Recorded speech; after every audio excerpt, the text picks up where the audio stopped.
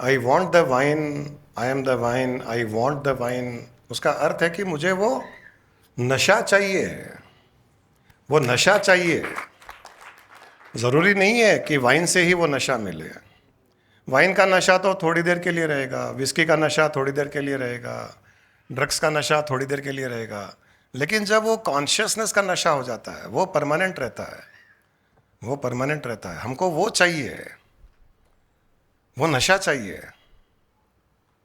और हर पल नशे में रहने की ही इच्छा होनी चाहिए, वरना ये संसार काफ़ी है दुख देने के लिए, रुलाने के लिए। इंसान कोई भी अल्कोहलिक ड्रिंक क्यों लेता है? 90% तो अपने दुख दर्द स्ट्रेस टेंशन को दूर करने के लिए लेता है। 10% है जो खुशी में लेते हैं। पीने वाले को तो गम हो या खुशी हो पीना चाहिए, लेकिन 90% दुख में लेता है, टेंशन में लेता है। उसका अर्थ ये है कि संसार दुख और टेंशन स्ट्रेस देगा ही देगा, संसार बना ही इसके लिए है।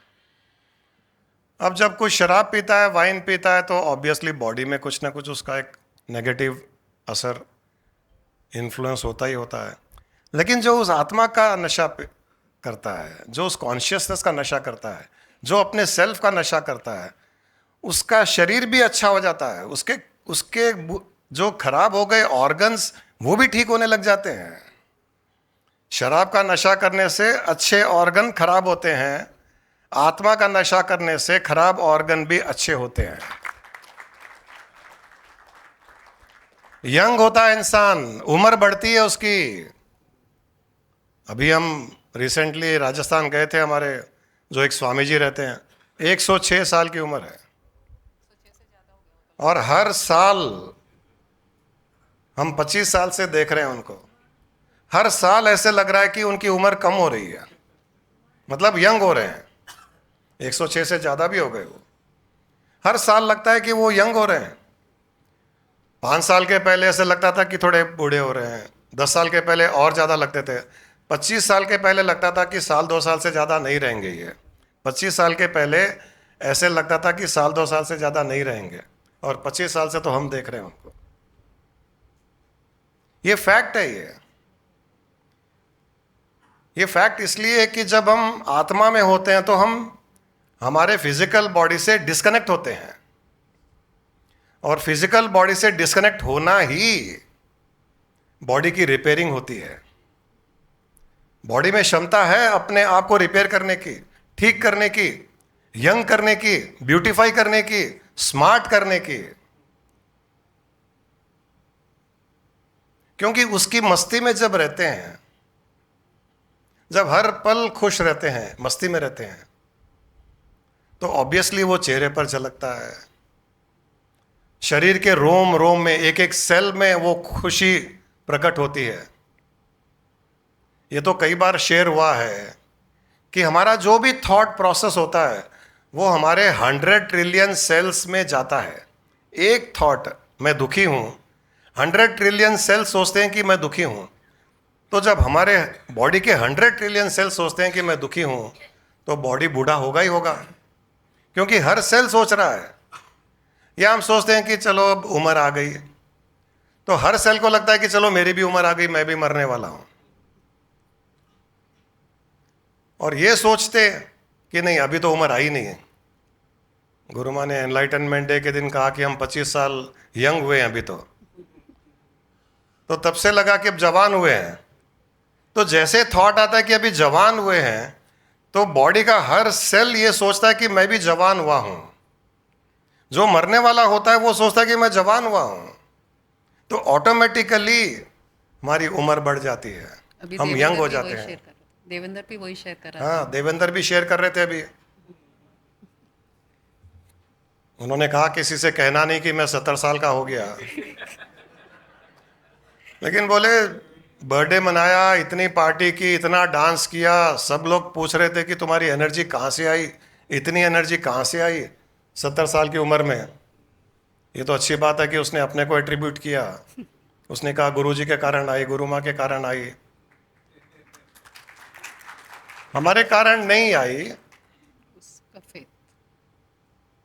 आई तो उस दिव्यता के कारण, उस डिवाइन के कारण, क्योंकि वो अब उस डिवाइन से कनेक्ट होने लग गया। But I am the door. जो गुरु माँ ने कहा वो फैक्ट है, I am the door. I am the door का मतलब कोई भी गुरु यही कहता है, गुरु के द्वारा ही हम उस सुंदर दिव्य संसार में प्रवेश करते हैं। जो मेन डोर होता है वो गुरु के द्वारा ही होता है। गुरु के द्वारा, गुरु का द्वार जब खुलता है तब हम चकाचौंध हो जाते हैं कि ओ माय गॉड, ऐसा भी संसार है क्या। वो खुशी वाला, वो सुख वाला, वो एनर्जाइज करने वाला, जो भी मैं स्वामी जी की बात कर रहा हूं, 106 साल कोई सहारा नहीं लेते हैं, उनके पास में वॉकिंग स्टिक भी नहीं है, ऐसे ही चलते हैं और खुद की कुर्सी भी ऐसे घसीट के लाते हैं अगर उनको बैठना है कहीं। 106 साल की उम्र में, हम तो हमारी छोटी उम्र में अरे थोड़ी कुर्सी लगाना। ये केवल और केवल उसमें स्थित होने के कारण है, उसमें स्थित रहने के कारण है।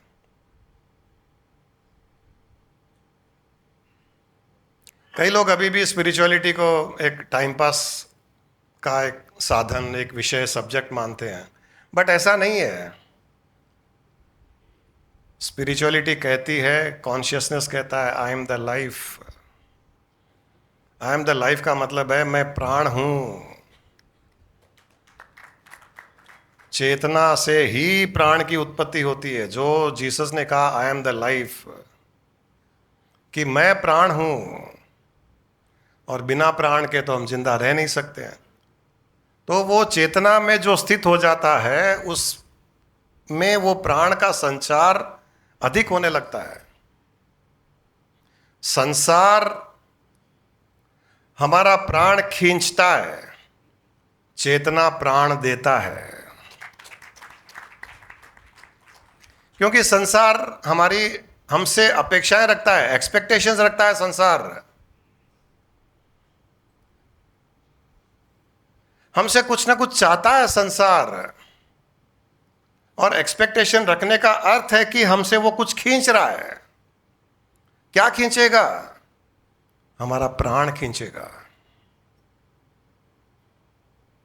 हम भी हमारे दूसरे संसारिक लोगों के प्राण खींच रहे हैं, संसारिक लोग हमारे प्राण खींच रहे हैं।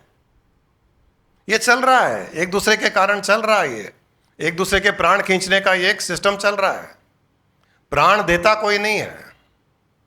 इसके लिए हमको उस चार्जिंग स्टेशन पे जाना पड़ता है जहां प्राण मिलता है, और वो चार्जिंग स्टेशन है कॉन्शियसनेस, चेतना, सत्संग। और उस चार्जिंग स्टेशन जाने के लिए आई एम द डोर।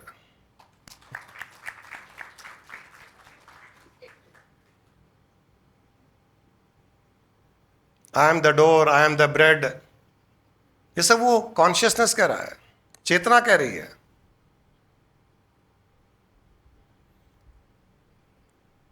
जो लोग पूर्ण रूप से उसमें डुबकी नहीं लगाए ना, उनको नहीं पता है वो है क्या। उनको लगता है इंटेलेक्चुअली ये सब बातें ठीक है, लेकिन उनको कहीं ना कहीं डर भी लगता है। जो लोग स्पिरिचुअलिटी में डूबे नहीं है, कूदे नहीं है, स्विमिंग नहीं किए हैं, डाइविंग नहीं किए हैं, उनको एक डर भी लगता है कि अननोन जोन है, ये पता नहीं क्या है। ये तो नोन जोन है, ये कैसा है, क्या है, पता है। ये नॉन डेविल है। घर में नॉन डेविल्स हैं, पता है कब कैसे रिएक्ट करेंगे, पता है, संभाल लेंगे। उसका तो पता ही नहीं है, इसलिए एक डर रहता है उनको। तो इंटेलेक्चुअली वो समझने की थोड़ी बहुत कोशिश करते हैं, लेकिन कूदने में डरते हैं वो। लेकिन जब तक लीप ऑफ फेथ नहीं लेंगे, जब तक उस पर विश्वास करके, श्रद्धा करके कूदेंगे नहीं, उसका आनंद भी नहीं आएगा। स्विमिंग पूल में स्विमिंग करते हुए कई लोगों को देखते हैं, लेकिन स्विमिंग करने में डर लगता है जिनको, वो बाहर से ही देखते रहते हैं। उनको स्विमिंग पूल में उतरने में डर लगता है, लेकिन जो स्विमिंग कर रहे हैं वो बहुत आनंदित है, बहुत आनंद से स्विमिंग कर रहे हैं, और वहाँ पर उनको एनर्जी 10% भी यूज़ नहीं होती है स्विमिंग पूल में जो बाहर होती है।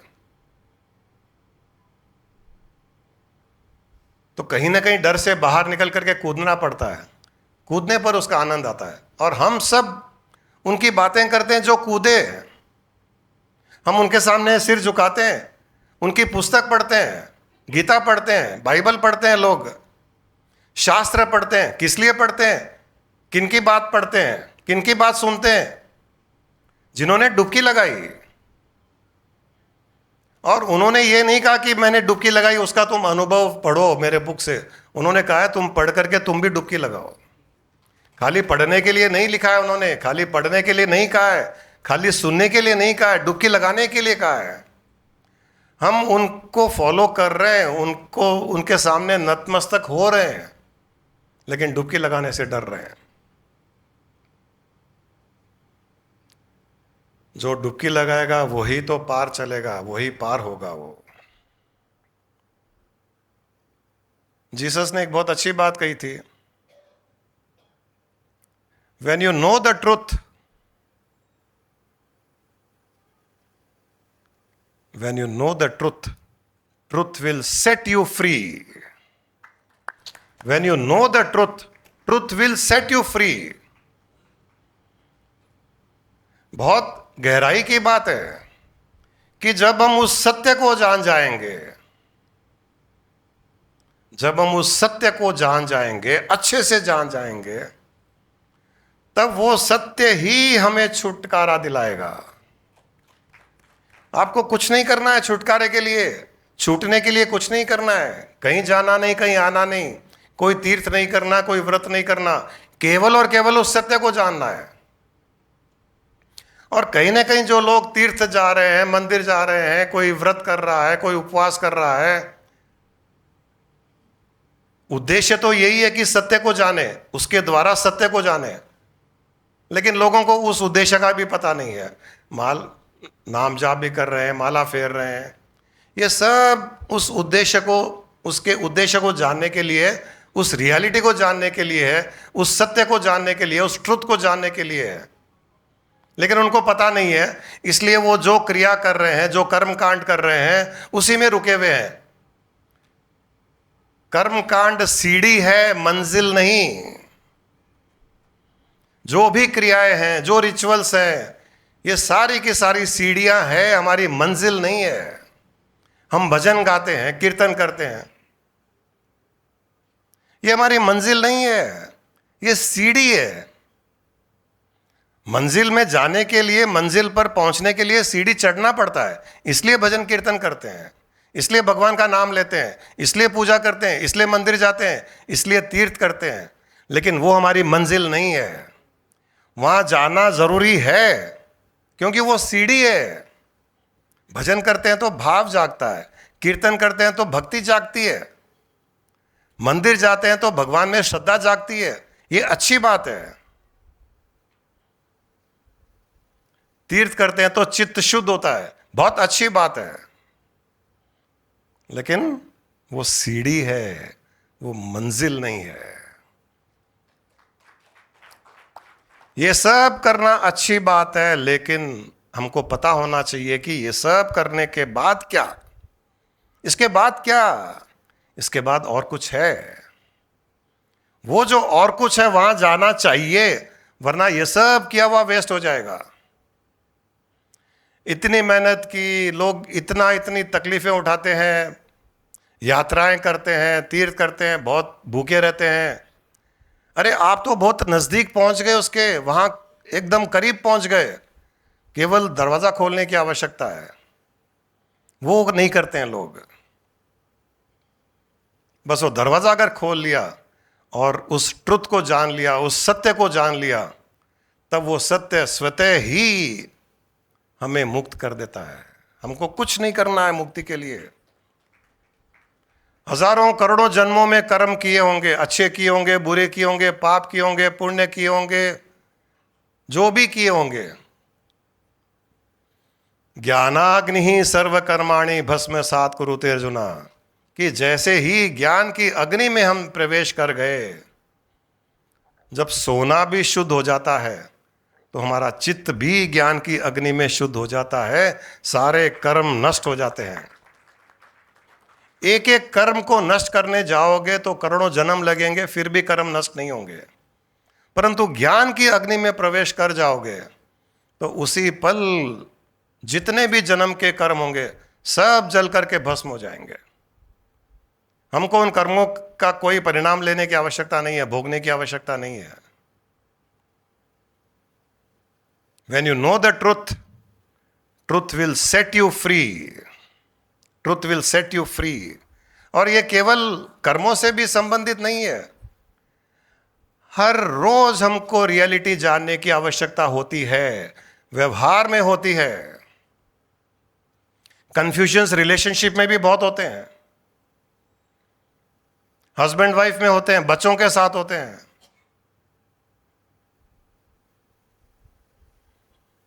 और कई बार झगड़े हमारे रियलिटी को जाने बिना ही होते हैं, कंफ्यूजन में होते हैं, रियलिटी में नहीं होते इतने।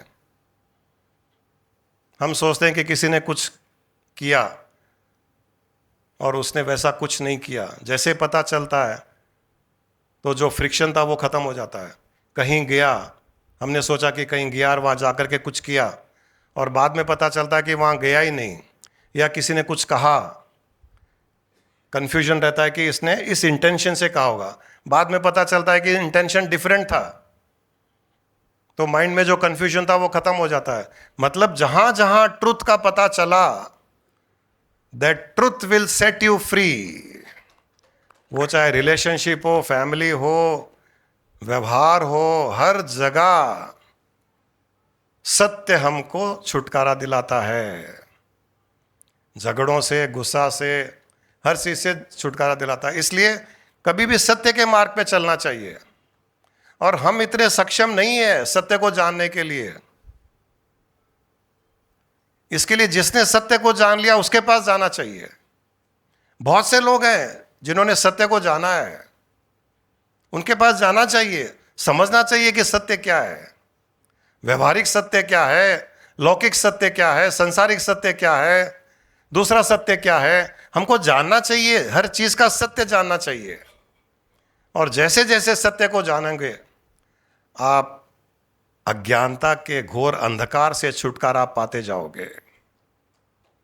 आई एम द लाइट, ये कौन कह रहा है? वो सत्य कह रहा है, आई एम द लाइट। सत्य कह रहा है आई एम द लाइट, मेरे सामने अंधकार टिक नहीं सकता। कभी भी कंफ्यूजन हो, रिएक्शन के पहले सत्य जानने की कोशिश कीजिए, उसके पीछे सत्य का इंटेंशन जानने की कोशिश कीजिए, और दूसरे सामने वाले के दृष्टिकोण से जानने की कोशिश कीजिए, वो भी सत्य में आता है। इंटेंशन का भी पता चल गया, लेकिन आप एक्सेप्ट नहीं करोगे, वो भी सत्य में नहीं आता। सत्य वो है कि सामने वाले ने जो कहा, उसने जो किया, उसका इंटेंशन, उसके शू में जाकर के देखोगे तो सत्य का पता चलेगा, तब फ्रिक्शन खत्म हो जाएगा। हर चीज में सत्य को जानना बहुत आवश्यक है। When you know the truth, truth will set you free. Truth will set you free.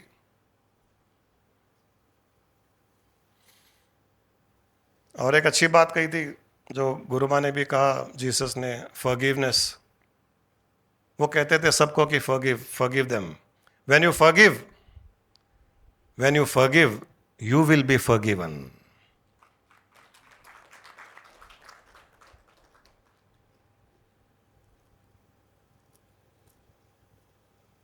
Forgive क्यों करना चाहिए?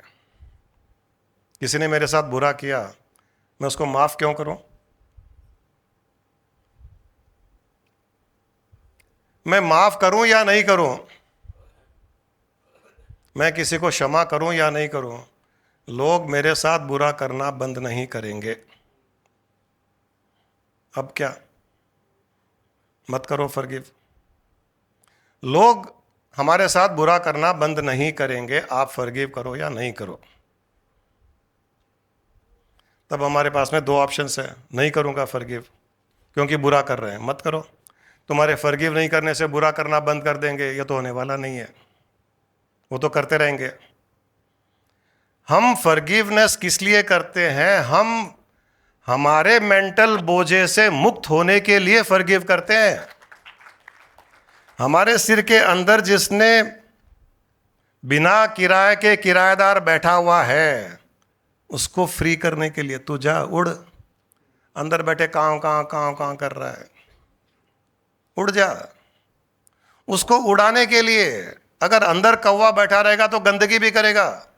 दिन में 4 बार कौवा गंदगी करता है, वो गंदगी कहाँ, अंदर ही जाएगी वो।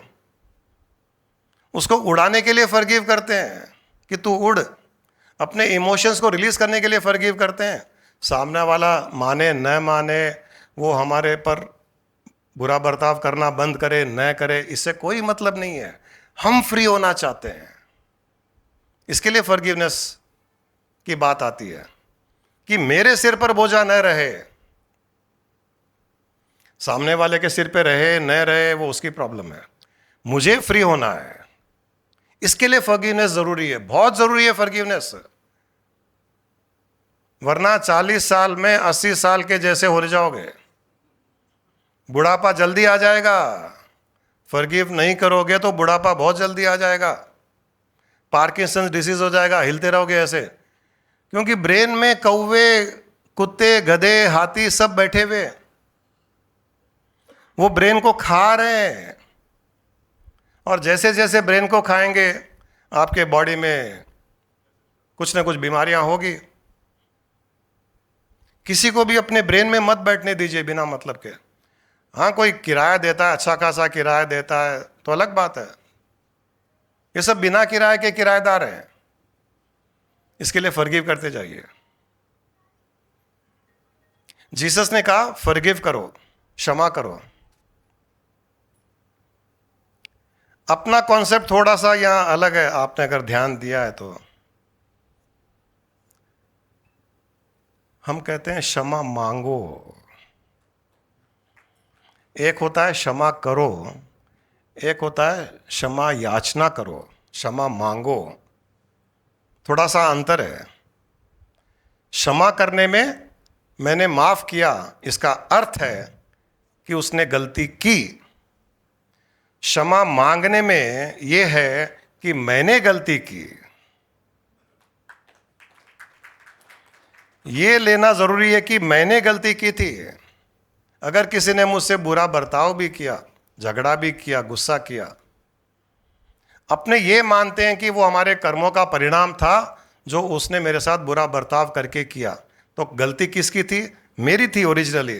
तो जब मेरी गलती थी तो मुझे क्षमा मांगनी चाहिए। क्षमा करने में धीरे धीरे ईगो आता है। कितना माफ करूं मैं, रोज क्या माफ करूं, नहीं करूंगा, ये आता है। मैं कितना क्षमा करूं, कितना फॉरगिव करूं, नहीं कर सकता, मैं कोई भगवान नहीं, संत नहीं, ये आता है साधारण मनुष्य में।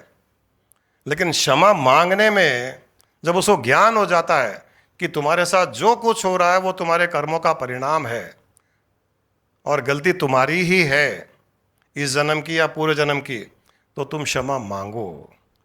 क्षमा मांगने से भी हमारा माइंड, ब्रेन खाली होता है, कर्मों का जो संबंध है वो टूट जाता है, नए कर्म नहीं बनते हैं और उसका अहंकार भी नहीं आता है। वरना माफ करने में थोड़ा सा अहंकार है। तो दोनों फॉलो कर लो। आप एक चीज़ फॉलो नहीं कर सकते हो, खाली क्षमा मांग नहीं सकते हो, शर्म आ जाती है। तो चलो फॉरगिव एंड सीक फॉरगिवनेस, दोनों कर लो। माफ़ भी कर दो और माफ़ी भी मांग लो, दोनों काम कर लो। और माफ़ी मांगने का एक और रीज़न है। माफ़ी इसलिए मांगते हैं कि मेरे से गलती हुई, इसलिए तुमने मेरे साथ बुरा व्यवहार किया। माफ़ी मांगने का और एक कारण है कि मेरे कर्मों का परिणाम देने के लिए तुमको माध्यम बना, उसके लिए भी माफ़ी मांगता हूं मैं। कितनी बड़ी सोच है। Otherwise you would not have misbehave with me. तुमको मीडियम बनना पड़ा, तुमको कितनी तकलीफ उठानी पड़ी मुझे गुस्सा करने के लिए, मेरे साथ बुरा व्यवहार करने के लिए, मेरा नुकसान करने के लिए तुमको कितनी तकलीफ उठानी पड़ी। ये और वाइडर सोच है, ये और बड़ी एक्सपेंडेड सोच है। ये उस जीव से हम माफी मांग रहे हैं कि तुमको ये काम करना पड़ा। तुम बहुत अच्छे इंसान हो लेकिन तुमको गुस्सा करना पड़ा। तुम अच्छे इंसान हो लेकिन मुझे नुकसान करना पड़ा, तुमको मुझे नुकसान देना पड़ा, मेरा नुकसान करना पड़ा। तुम अच्छे होते हुए भी मजबूरी में नुकसान करना पड़ा, उसके लिए मैं माफी मांग रहा हूं। तुम्हारी इच्छा नहीं थी नुकसान करने की, मेरे कर्मों का परिणाम देने के लिए तुमको मेरा नुकसान करना पड़ा, इसलिए मैं माफी मांगता हूं।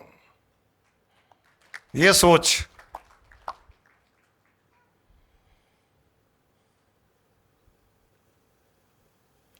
और एक बात थी जो जीसस ने कही थी, लव योर एनिमी, अपने दुश्मन से भी प्यार करो। तो मुझे लगा कि जितने शादीशुदा लोग हैं सब वही कर रहे हैं।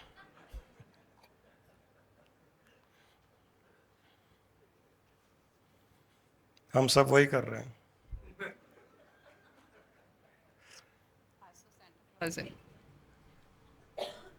नहीं, कभी ना कभी जो दुश्मन रहे हैं वही पति पत्नी बन के आते हैं और प्यार करने की कोशिश करते हैं। जो जीसस ने कहा सही कहा, लव योर एनिमी। एक तरफ कौरव, एक तरफ पांडव, प्यार कर रहे हैं ना एक दूसरे से। सच्चाई न सही लेकिन कर तो रहे हैं, कोशिश तो कर रहे हैं कि हमारी एनमिटी खत्म हो जाए। अगले जन्म में हस्बैंड वाइफ बन के ना ही आए, ब्रह्म कुमारी इसके जैसे भाई बहन बन के आ जाए कम से कम। ये ब्रह्म कुमारी अच्छा काम कर रहे हैं, हस्बैंड वाइफ को भाई बहन बना देते हैं, दुश्मनी खत्म हो गई। Love your enemy. एनिमी से प्यार करना मतलब शादी करना। किसी ने कहा marriage is not a word, it is a sentence, life sentence.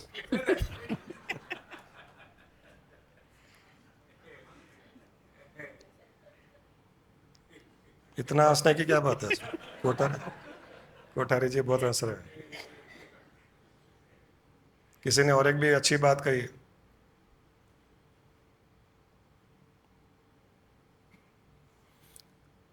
Marriage is love and love is blind, so this institution of marriage is for the blind. Anyway, दुश्मन से भी प्यार करना चाहिए क्योंकि हमको दुश्मनी कंटिन्यू नहीं करनी है जो अगले जन्म में और कुछ योनि में हमको ला करके दुश्मनी पूर्ति करे। वो जो गजानंद और एक हाथी और क्रोकोडाइल मगरमच्छ की कहानी भी है। मगरमच्छ हाथी का पांव पकड़ लिया था, हाथी चीख रहा था जोर जोर से और नारद जी देख करके हंस रहे थे। तो किसी ने पूछा कि हंस क्यों रहे हो? बोले पिछले जन्म के भाई है दो, प्रॉपर्टी के किस्से में लड़ाई कर रहे थे, दोनों मर गए तो अब वापस लड़ाई कर रहे हैं। लड़ाई कंटिन्यू हो रही है, किसी न किसी रूप से लड़ाई कंटिन्यू होगी। अगर लड़ाई का समाधान नहीं निकला तो ये लड़ाई कंटिन्यू होने वाली है अगले जन्म में भी किसी न किसी रूप से। एक कुत्ता दूसरे गली में जाता है तो क्या होता है? उस गली के कुत्ते भौंकते हैं उसके ऊपर, उसी जाति का है लेकिन दूसरी गली में नहीं आने देते। ये भी कहीं ना कहीं दुश्मन रहे हुए हैं पहले और अपनी दुश्मनी निकाल रहे हैं वो। इसके लिए जीसस ने कहा है कि लव योर एनिमी, कि दुश्मनी खत्म हो जाए। मुझे वो शेर याद आता है, खुदा की मोहब्बत को फना कौन करेगा, खुदा की मोहब्बत को फना कौन करेगा, सभी नेक हो तो गुनाह कौन करेगा। खुदा की मोहब्बत को फना कौन करेगा, सभी नेक हो तो गुनाह कौन करेगा। ए खुदा, रखना मेरे दोस्तों को सलामत, ए खुदा रखना मेरे दोस्तों को सलामत, वरना मेरी सलामती की दुआ कौन करेगा। और रखना मेरे दुश्मनों को भी महफूज। देखिए जो जीसस ने कहा, और रखना मेरे दुश्मनों को भी महफूज, वरना मेरी तेरे पास आने की दुआ कौन करेगा। तो दुश्मन का भी एक अच्छा पर्पस है। ज्यादा दुश्मनी होती है ना, तो वो कहता है कि उठा ले इसको, उठा ले, ऊपर उठा ले, चलो अपना तो काम हो गया, फ्री हो गए। नहीं तो उठने में टाइम लगता, या और कोई हेल्प कर रहा है, उठा ले। तो उन दुश्मनों को भी महफूज रखना है खुदा, सो दैट मेरी तेरे पास आने की दुआ करेगा। और तेरे पास आने की दुआ का अर्थ है कि मैं एनलाइटन हो जाऊं मरने से पहले। उसको आना कहा गया है, शरीर के मरने को नहीं है। जैसे ही किसी दुश्मन की बद्दुआ लगती है, जैसे 2-4 दुश्मनों की बद्दुआ लगती है ना, वो इंसान भागा भागा आवर पहले सत्संग नहीं आता।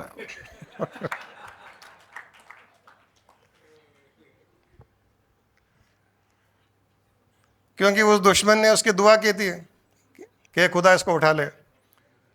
कहाँ उठाएगा, इधर ही उठाएगा, इधर आ जाता है वो। हम लोग सब इसीलिए कहीं ना कहीं कोई ना कोई दुश्मनी थी, पूर्व जन्म में थी, इस जन्म में थी। दुश्मन आपस में मिले, शादी हुई, तो कोई ना कोई तो सोच ही रहा होगा अंदर से, ऊपर से स्माइल करता रहता होगा, लेकिन अंदर से तो सोचता होगा कि उठा ले उसको। तो चलिए, आप सबको बहुत बहुत शुभकामनाएं क्रिसमस की, और क्रिसमस से ज़्यादा ज्ञान की शुभकामनाएं हैं। ये सब हमारे लिए एक मीडियम है, माध्यम है। ये तो एक बहाना चाहिए, चलो क्रिसमस है, अच्छी बात है, दुनिया के 60-70% लोग आज सेलिब्रेट कर रहे हैं, खुशियां मना रहे हैं, तो हम भी मना सकते हैं। लेकिन अपना तो मकसद एक ही है, वो चाहे जन्माष्टमी हो, क्रिसमस हो, और कोई कुछ हो, संक्रांति हो, या उठावना हो, या 13वां हो, अपने को क्या फर्क पड़ता है। I want the wine, I want the wine. अपने को नशा चाहिए, ये अपना उद्देश्य है। और नशा कहाँ मिलेगा, नशा मिलेगा उस आत्मा और परमात्मा के निचोड़ से ही, उसका रस पीने से नशा आएगा। तो हम तो सही में कोई मौते में जाओ, किसी के उठावना में जाओ, किसी के और कहीं जाओ, या किसी के कोई बर्थ पे जाओ, पैदा हुआ तो जाओ, कोई मर गया तो जाओ, अपने को वहाँ से क्या मिल रहा है। भागवत में जाइए, सत्संग में जाइए, कहीं पर भी जाइए, कोई रो रहा है, कोई हंस रहा है, कोई पार्टी मना रहा है, कोई 7 साल का हुआ, कोई 17 साल का हुआ, अपन तो वहाँ जाके डांस करते हैं, लेकिन उसमें से कुछ ना कुछ अपने को नशे वाली चीज़ अपन निकाल लेते हैं। अपने को अपना एटीट्यूड वो होना चाहिए कि वहाँ से भी हम कुछ ना कुछ ऐसा निकाल लें जो अपने को एक नशा दे। और एक लास्ट, एक मुझे याद आ रही है बात जो जीसस ने कही थी, the last will be first and the first will be last. ये एक बहुत बड़ी बात है ये। The last will be first and the first will be last. बहुत गूढ़ रहस्य है, ज़्यादा टाइम नहीं है, लेकिन इतना ही बता दें कि जो वो कहना चाह रहे थे, the last will be first and the first will be last, उसका अर्थ है कि जो संसार में फर्स्ट दिखाई देता है, धन दौलत के कारण, पोस्ट के कारण, नाम सम्मान के कारण, वो उस मद में रहता है, वो उस नशे में रहता है, अपने धन दौलत के, पोस्ट के, सुंदरता के, किसी भी चीज में जहां उसको संसार वाह वाह वाह वाह वाह वाह करे, संसार, परमात्मा नहीं, संसार उसको वाह वाह करे, वो लास्ट होगा। जो संसार में फर्स्ट होगा वो उसके दरबार में लास्ट होगा, और जो लास्ट होगा संसार में, ये बेकार है, बेवकूफ़ है, मूर्ख है, कुछ करता नहीं, धरता नहीं, कुछ नहीं करता है, खाली हंसता रहता है, हैं करता रहता है लाफ्टर शो करता रहता है मतलब जो हम्बल है, जो डाउन टू अर्थ है, जो सेवा भावी है, और अपने आप को न दिखाना चाहता है, न जताना चाहता है, न किसी के सामने अपना अहंकार दिखाना चाहता है, और न ही मैं कुछ हूँ वो जताना चाहता है, उसको संसार में लास्ट बताया गया है। जो इस प्रकार का इंसान जो हम्बल है, शांत है, सिंपल है, डाउन टू अर्थ है, कभी गुस्सा नहीं आता, एक्सेप्टेंस हाईएस्ट है, किसी से एक्सपेक्टेशंस नहीं है, तो लोग कहते हैं कि ठीक है ये सीधा साधा इंसान है। वो संसार में लास्ट है बट परमात्मा के दरबार में फर्स्ट है वो। और जो संसार में फर्स्ट है, जो अपने ईगो में जीता है, वो एकदम लास्ट की लाइन में खड़ा होगा परमात्मा के दरबार में। तो इतना ज्ञान आज के लिए मुझे लगता है काफ़ी है। इससे ज़्यादा ज्ञान आप सहन भी नहीं कर पाओगे शायद।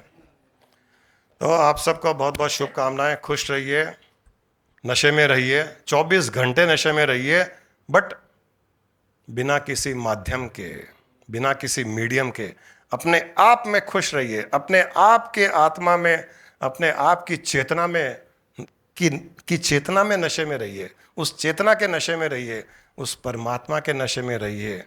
और वो नशा आपको सारे कर्मों से स्वतः ही मुक्त कर देगा।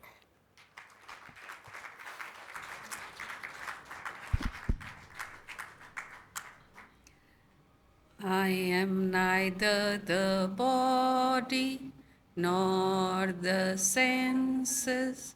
I am not the mind nor the wisdom. Pure consciousness I am. I am the formless Chidananda Rupo. Shivoham, Shivoham. Chidananda Rupo. Shivoham, Shivoham. I am not in bondage nor seeking liberation. I am not in tension nor in the stress. Pure consciousness I am. I am the formless Chidananda Rupo. Shivoham, Shivoham. Chidananda Rupo. Shivoham, Shivoham. I am the creator. I am the creation. My creation is for my recreation. Pure consciousness I am. I am the formless Chidananda Rupo. Shivoham, Shivoham. Chidananda Rupo. Shivoham, Shivoham. Chidananda Rupo. शिवोहम शिवोहम। कितना beautiful है। अभी मैं prayer वापस बोल रही हूँ, हर जगह I am I am I am I am. तो वो आई एम जीसस से आज ये प्रेयर में आई एम रिपीट हो रहा है। I am not this, I am pure consciousness, I am the formless. क्या कोइंसिडेंस है। हरे आत्मा रे तू सच्चिदानंद है। हरे आत्मा रे तू सच्चिदानंद है। तू हस्ती से अपनी खुद बेखबर है। हरे आत्मा रे।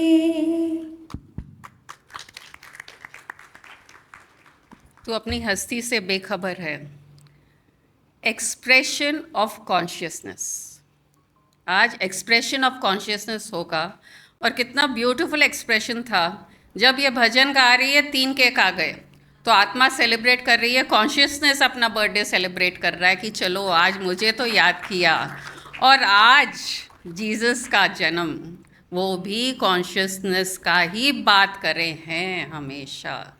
और क्या बड़ा प्रूफ दे सकता है कॉन्शियसनेस, एक्सप्रेशन ऑफ कॉन्शियसनेस। अरे मुझे याद करो, मेरी बात करो, मेरे सेलिब्रेशंस अपने आप आ जाएंगे तुम्हारे सामने। इतना ब्यूटीफुल था। जब से वेट कर रहे हैं, केक आ गए, लोग नहीं आए जिनके बर्थडे। नहीं अभी आ रहे हैं, अभी आ रहे हैं, ठीक है, एंड में कट करेंगे। गुरुजी बोले एक का तो कटाओ, एक का आए, फिर सब पहुंच गए।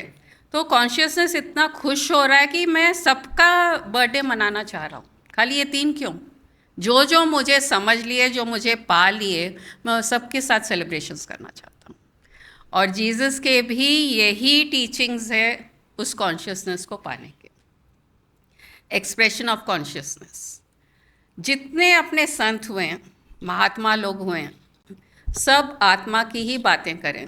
स्पिरिचुअलिटी इज ओनली आत्मा परमात्मा, कॉन्शियसनेस एक जनरल कि हर जगह वो ही है, मैं ही हूँ, मैं ही मैं हूँ, इसके अलावा और कुछ है ही नहीं ये दुनिया में। और ऐसा लगा कि वो छोटा बच्चा आया था, मुझे केक चाहिए, मुझे केक चाहिए, उसको जो पसंद है। तो सेंटा क्लॉज भी आया ना, क्रिसमस के साथ सेंटा क्लॉज आता है गिफ्ट्स देने के लिए, खुशियाँ बांटने के लिए। अरे जीसस के साथ सेंटा क्लॉज क्यों होना चाहिए? तो ऐसा लगा आज ड्रेसिंग भी हमारा कुछ ऐसे ही हो गया, यहाँ जीसस बैठे हैं, यहाँ मैं सेंटा क्लॉज के रूप में कुछ ना कुछ गिफ्ट देने के हिसाब से। देखो कॉन्शियसनेस अपना रूप अलग तरीके से, अलग अलग टाइम में, अलग अलग मैसेज दे के हमको समझाना चाहता है। अरे इसलिए हम लोग उसका केक भी नहीं खाए, अरे उसको दुख नहीं हो कि हम लोग केक खा लिए उसको नहीं खिलाए, हम लोग खा लिए ऊपर का जो चॉकलेट है, बोली गुरुजी को वही दे दो। तो कॉन्शियसनेस रेडी है, तैयार है हमारे सर्विस में, बस उसको पहचानने की देरी है। और हमारे जितने भी ऋषि मुनि हुए हैं यही बात अलग अलग तरीके से हमको समझाएं, और अब तक भी गुरुजी, मैं, स्वामी जी का ही ज्ञान बांट रहे हैं उस कॉन्शियसनेस का।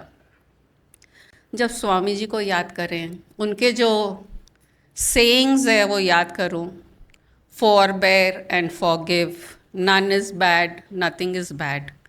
और जब जीसस का टीचिंग्स के ऊपर जा रही हूँ, समझ रही हूँ, कॉन्वेंट स्कूल में थे लेकिन बचपन में वो अंदर नहीं जाता है, बस एक रेटोरेटिक हो जाता है।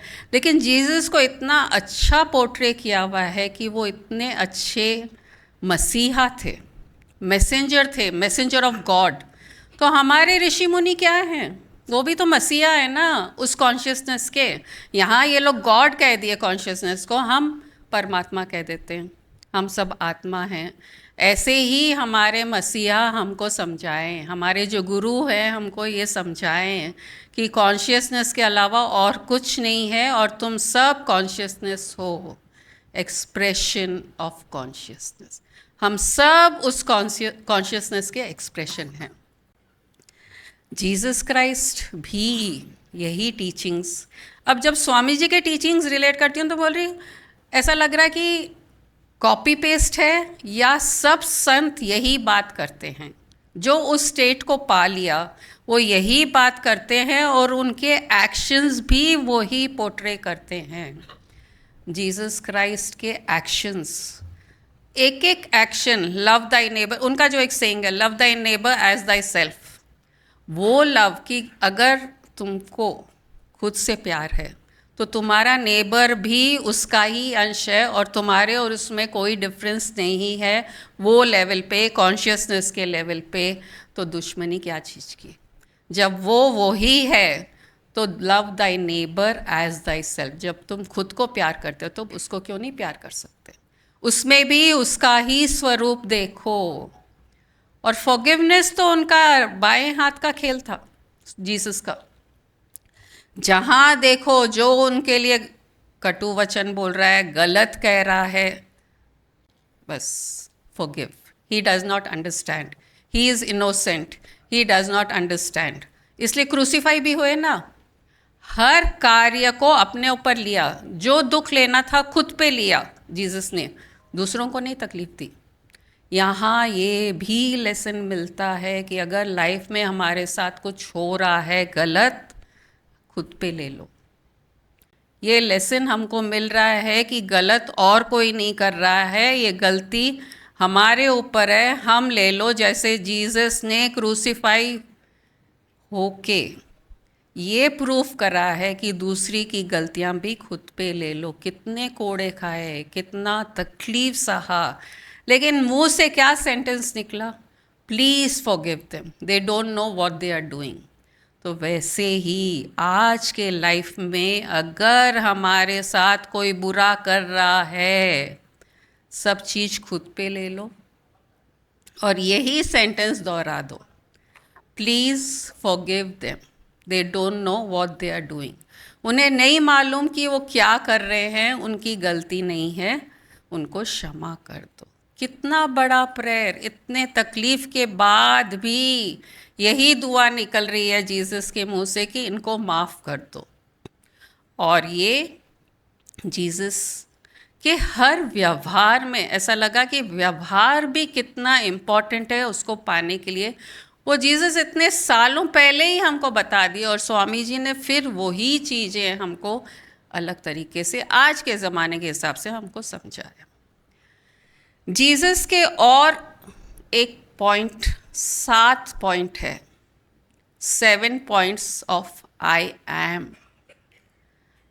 एम के 7 पॉइंट, और वो इतने ब्यूटीफुल हैं कि अगर उस पे भी हम अमल हो जाएं तो हमारी लाइफ उससे मिलने में, उसके बाद मस्ती में रहने में, और उनके जो व्यवहार के जो टीचिंग्स है वो अगर फॉलो कर लिए, humble, humility, sharing, caring, forgiveness, ये सब जीसस क्राइस्ट ने अपने व्यवहार में करके दिखाया है।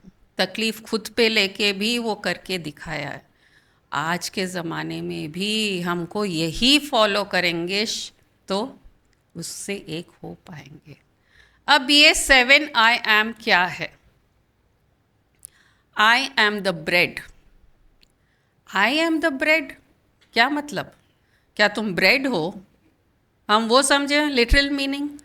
जैसे इस शरीर को खाना चाहिए, ब्रेड चाहिए, तभी इसका पालन पोषण सही हो सकता है, वैसे जीसस कहते हैं आई एम द ब्रेड। वो इस शरीर से नहीं कह रहे हैं, बोल रहे हैं वो कॉन्शियसनेस कहता है कि मैं तुम्हारा खाना हूँ स्पिरिचुअलिटी के लिए। ये ज्ञान जो है वो मेरा खाना है, जो तुम खाओगे तो तुम स्पिरिचुअलिटी में आगे बढ़ सकते हो। तो first saying I am the bread, कि बॉडी तो नष्ट हो जाएगी, अरे इसके पीछे क्यों भाग रहे हो, इस ब्रेड के पीछे क्यों भाग रहे हो? अगर भूखा होना ही है और तृप्त होना है, उस ब्रेड के लिए हो जाओ, उस ज्ञान के लिए हो जाओ, उस नॉलेज के लिए हो जाओ जो आपकी आत्मा को तृप्त कर सकती है। वो भूख, वो भोजन, उसको पाने की कोशिश करो। Second, I am the light. आप लाइट हैं? कहाँ हैं? आप तो नॉर्मल दिख रहे हैं। जीसस अगर कहें कि आई am the light, normal body में तो लाइट नहीं दिख रहा है, यहाँ भी वही छुपा ज्ञान। आई एम द लाइट मतलब आई एम नॉलेज। उस कॉन्शियसनेस का नॉलेज मैं हूँ, मैं बता सकता हूँ कि वो क्या है। जीसस ये कहना चाहते हैं कि जहाँ अंधेरा है वहाँ दुख है, तकलीफ़ है। अंधेरा मतलब माया, माया जहाँ है वहाँ दुख है, तकलीफ़ है। और अगर ज्ञान का प्रकाश पड़ जाए, आत्मा का प्रकाश पड़ जाए गुरु के द्वारा, तो वो अंधकार दूर हो जाता है और हर जगह रोशनी दिखती है, और उस रोशनी में सब चीज़ सुंदर दिखता है। तो second, I am the light. अब third, I am the door. अरे ये डोर क्या जीसस है? I am the door. यहाँ क्या समझाना चाह रहे हैं जीसस हमको? कि गुरु ही द्वार है, मोक्ष, मुक्ति, सुख, शांति गुरु के द्वारा ही मिल सकती है, नहीं तो कहीं नहीं। अगर दूसरे प्रपंचों में पड़ जाएंगे तो दुख, तकलीफ ही आएगा। अगर मोक्ष, मुक्ति, सुख, शांति और उसको पाना चाहते हो तो आई एम द डोर। जीसस कहते हैं आई एम द डोर मतलब गुरु is the door for that ज्ञाना जो हमको कॉन्शियसनेस तक ले जा सकता है। आई एम द डोर, ये 3 हो गया। Fourth, I am the shepherd. Shepherd थे वो, बर्थ से शेपर्ड थे। चरावा थे, भेड़ बकरियों को ले जाना, घुमाना, उनको खाना खिलाना, उनका ध्यान रखना। भेड़ बकरियों का क्या करता है चराहा? धूप से, बारिश से बचाता है, जंगली जानवरों से बचाता है कि कहीं मेरे भेड़ बकरी उनके मुंह ना लग जाए। लेकिन बकरी क्या करती रहती है? मैं करती है। तो जीसस ये कहते हैं कि ये सब जो तुम लोग हो, ये मेरे भेड़ बकरी हो। तुम लोग तुम्हारा मैं करते रहो, लेकिन मेरा काम है तुम लोग का ध्यान रखना, तुमको तकलीफ़ों से बचाना, तुम्हारे ऊपर कोई भी कष्ट आए उसको दूर करना। आई एम द शेपर्ड, ये जीसस कहना चाहते हैं 4th में। और गुरु भी तो यही करता है ना, जो जो उसके शरण में आ गया उसकी तकलीफ़ों का पूरा रिस्पॉन्सिबिलिटी खुद ही ले लेता है गुरु, कि तुम्हारे लाइफ में कुछ तकलीफ़ नहीं आएगी, मैं जो करूँगा, जो बोलूँगा, तुमको उसके हिसाब से चलना पड़ेगा। बस सरेंडर हो जाओ मेरे सामने। जैसे भेड़ बकरी शेपर्ड को सरेंडर्ड है, जहाँ ले जाता है चले जाते हैं, जहाँ वो बोलता है यहाँ खाना खा लो, वो खा लेते हैं घास। वैसे ही हमको भेड़ बकरी की तरह सरेंडर होके अपने गुरु के पास जाना है, जैसे जीसस वही हमको मैसेज देना चाहते हैं। 5th, I am resurrection and life. Resurrection ये वर्ड कि जब क्रूसीफाई हुए थे जीसस, फिर तीसरे दिन वापस जीवित होके अपना एक अलग रूप ले लिए थे। मर गए थे बॉडी से, लेकिन स्पिरिचुअल बॉडी एक नया क्रिएट हो गया था, और वो रिसरेक्शन और वो लाइफ के बारे में जीसस यहाँ कहना चाहते हैं कि ये शरीर तो नश्वर है, लेकिन मैं वो शुद्ध चेतन आत्मा कभी भी मरता नहीं, जीवित ही जीवित रहता हूँ। तो उसके ऊपर ध्यान कीजिए। ये शरीर जो है ये तो नश्वर है, जैसे आपने देखा क्रूसीफाई हो गया, लेकिन मैं रिसरेक्ट भी हुआ, मतलब मैं वापस पुनर्जन्म उस आत्मा के लिए, मैं वापस ये बॉडी छोड़ के उसमें लीन हो गया, उसका फॉर्म ले लिया। तो I am resurrection and life, ये 5 हो गए। 6th, I am truth, way and life. I am way, truth and life. कौन सा वे भाई? क्या बताना चाह रहे आप? तो चरावा हो। वे तो शेपर्ड किसको बताता है? भेड़ बकरियों को। दूसरों को किसको इंटरेस्ट है कि कौन सा? भेड़ बकरियों को जब देखते हैं ना अपन, जब जाते हैं रोड्स पे, जब उनका खाने का टाइम होता है, पूरों को एक साथ झुंड के झुंड लेके जाते हैं, और वो डंडा भी मारता है थोड़ा जो रहता है उनका, कि अरे साइड से जाओ, गाड़ी आ रही है, अरे यहाँ ध्यान रखो, ऐसे जाओ। तो जैसे शेपर्ड वे बताता है अपने भेड़ बकरियों को, गुरु अपने शिष्यों को राह बताता है, उस आत्मा, इस आत्मा को उस परमात्मा से मिलाने का राह बताता है। और जीसस वो ही कहना चाहते हैं कि मैं राह बताऊंगा। और कौन सा राह? सत्य का राह। जो सत्य है, सत्य क्या है? कि वो बस एक कॉन्शियसनेस ही सत्य है, वो परमात्मा ही सत्य है, और इसके अलावा और कुछ नहीं। एंड लाइफ, लाइफ मतलब उस कॉन्शियसनेस का लाइफ। तो ये 6 हो गए, I am. And the last and final 7, I am the wine. Wine पीने वाला नहीं। सब यही सोचेंगे कि वाइन पीने वाला, लेकिन जिससे बनता है वाइन वो ग्रेप वाइन बोलते हैं। जो बेल होती है उसको इंग्लिश में VINE कहते हैं।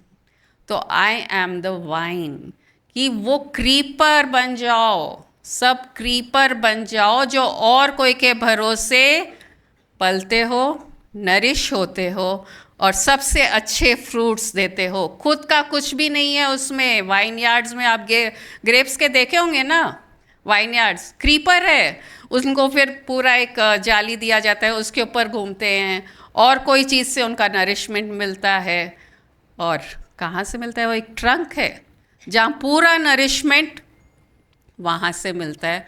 और अंगूर जो लगते हैं, फिर बड़े बड़े अंगूर, कि आई एम द वाइन, कि तुम लोग सब क्रीपर के जैसे हो जाओ, क्योंकि अगर क्रीपर से आप सोचें कि मैं ही सब कुछ करने वाला हूँ, ये गलत हो जाएगा। जिस दिन वो पेड़ जिसके भरोसे आप हो काट दिए जाओगे, आपका क्या अस्तित्व रहेगा? जल जाओगे, मर जाओगे, ख़त्म हो जाओगे, अंगूर नहीं दे पाओगे। वैसे ही कभी भी मैं ये शरीर में हूँ या न रहूँ, हमेशा मेरे से कनेक्टेड रहना, जीसस ये कह रहे हैं। क्योंकि जिस दिन कटे मतलब जिस दिन खुद को दूर किया उस कॉन्शियसनेस या मेरे द्वारा, मेरे से दूर हुए, उस दिन तुम्हारा भी अंत आत्मा का स्वरूप जो पाना चाह रहे थे वो खत्म हो जाएगा। कितना beautiful 7, I am the bread, I am the light, I am the door, I am the shepherd, I am resurrection and life, I am the way, truth and life. ये जो लाइफ है ये भी मैं ही हूँ, अलग कहाँ हूँ मैं? And I am the wine. आज जो ये ज्ञान जीसस का समझ रहे हैं, शायद बचपन में हम नहीं समझ पाते थे, क्योंकि गुरु ने समझाया, स्वामी जी ने हमको समझाया। जीसस के जो टीचिंग्स है उसको जब कंपेयर कर रहे हैं, समझ रहे हैं, तो ऐसा लग रहा कि कोई भी संत जो उस स्टेट को पा लिया, एक ही बात अलग अलग तरीके से हमको समझाता है, अलग अलग समय के हिसाब। अब ग्वाले नहीं हैं, अब चारावाह नहीं हैं, लेकिन अब मनुष्यों को ज्ञान देके उसमें स्थित करने चाहते हैं। जितने भी ऋषि मुनि हुए हैं, सब यही चाहते हैं कि अपना मोक्ष, अपनी मुक्ति, सुख शांति पा लो। गुरु है जब तक, और गुरु नहीं रहे जब भी कनेक्ट रह के उसमें लीन रहते रहो, क्योंकि गुरु तत्व तो हमेशा जिंदा है। कोई ना कोई गुरु आएगा। जीसस आए, सांता क्लॉज गिफ्ट्स देने आए, खुशियाँ देने आए, और जीसस क्राइस्ट के ये जो टीचिंग्स है, ऐसा लगता है कि हम फिर से रीलिव कर रहे हैं। स्वामी जी के साथ यही रीलिव किए, और आगे से आगे आप लोग को और नए तरीके से ज्ञान नए नए रूप में मिलता रहेगा। तो merry Christmas to all of you.